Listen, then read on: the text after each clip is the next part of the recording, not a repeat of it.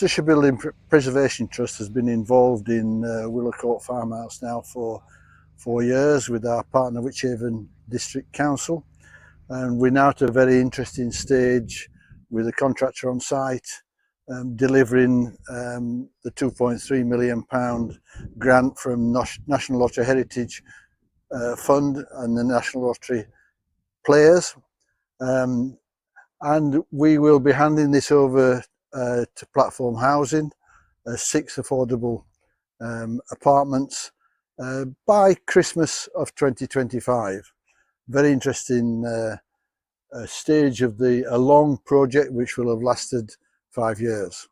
One of the main purpose of this is to restore a building which means something to the local community in the area, and we're very grateful for their help and support. There's a lot of community activities with local residents and the involvement of people around here, the schools, the community centre around here, various events. We do an annual Heritage Day as part of this project, involving the local community, not just in what we're doing here, but the history of the last 500 years of this farmhouse.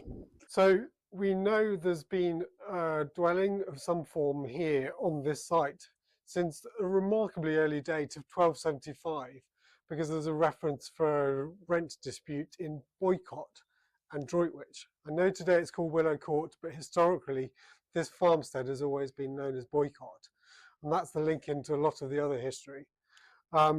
That 1275 date is 60 years before the Black Death hit, so it's a remarkably early date in terms of knowing that there's been a settlement here.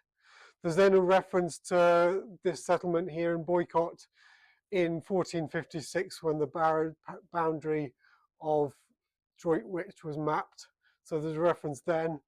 And then we know by about 1501 the farmstead was part of the estate of Salwarp, the village just near to here. The first part of the building that we have here, we've had dated by dendrochronology, so analysis of tree rings at the far end of the building, and that came back between 1524 and 1549. So it's giving us a nice, fairly tight date of about 25 years in one part of the building, and then a sequence of dates going forward into around 1600 with a few different dates going through of periods of repair and extension and adding on and making the building fit for use throughout all those periods. And from about the 1780s, we have pretty much all the occupants and owners of this building going forward. There was one notorious chap in the 1780s called Edward Bearcroft who owned this building and was rent collected around here. He's quite notorious in Droitwich for mistreating his tenants badly. So that's another link back to Droitwich. This building was then, in around the turn of the 19th century, given to a lady called Frances Weir, or who was married John Weir, and we have her name written across a map, which was a nice link into the history going backwards. So in 1815, it was owned by Francis Weir. Then we have a succession of tenants through the start of the 19th century. But then by 1851, you get a lady called Elizabeth Terry. I think it was Elizabeth Terry, and that Terry family went all the way from 1851 through to the 1960s. So we have a long succession of the Terry family running through all of that. At the start of that period, the house was bought by John Packington at Westwood House, just the way, so it swapped from the Salwarp Manor to Westwood at that point. So we have a very long history, and we even have some of the links of the people. We have some family members still surviving today of people who lived here. We approached this in 2 stages. First stage, as we call enabling works, which was about getting into the building. We hadn't been able to get into the building at all because of its poor state of condition. So that first contract was about putting a scaffolding up to protect the building and to help us clear the building of its debris, fallen floors and roof structure, and to make it safe. So now we're able to come through the building on the scaffold. We can start to understand the condition more fully and start to schedule the repairs to the roof structure, to the masonry, and look at the reinstatement of floors and the like.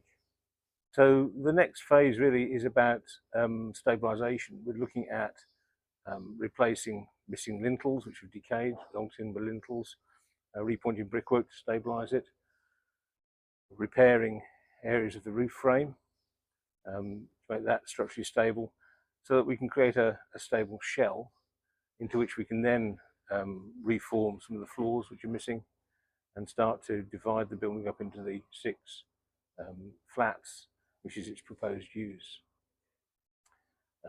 Beyond the structural works, we'll then have all of the other trades, the mechanical, electrical installations, fireproofing, and the fit out of those flats.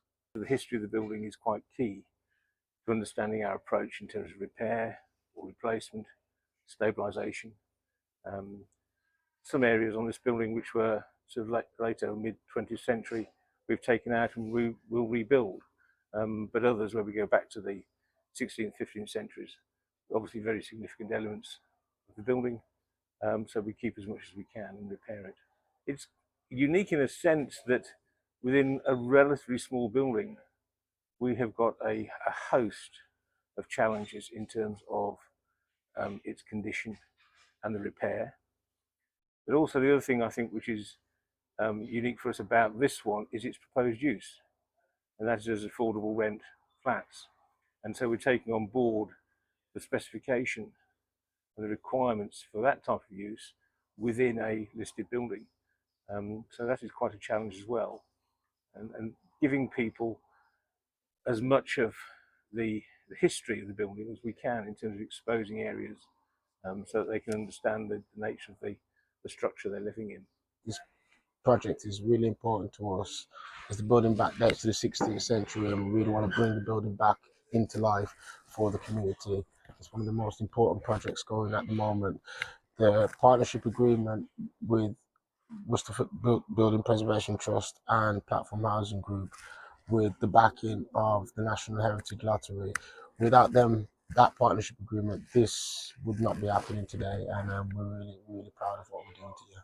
This would not be happening without the National Lottery players. This is in total about £4 million of investment in this area, which would not have happened without this building and the ability to restore this building.